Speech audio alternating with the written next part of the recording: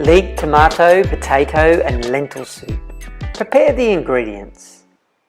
Finely dice 2 tomatoes, cut 1 leek in half lengthways, then finely slice into crescents.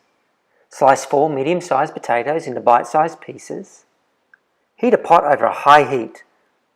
Add 1/4 cup of vegetable stock, add the sliced leeks, stir the leeks, cover with a lid, reduce the heat, braise for a couple of minutes until the leeks are soft.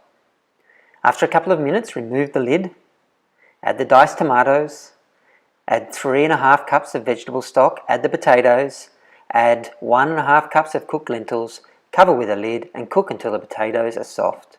About 15 minutes. Remove the lid, check to see if the potatoes are cooked, then serve.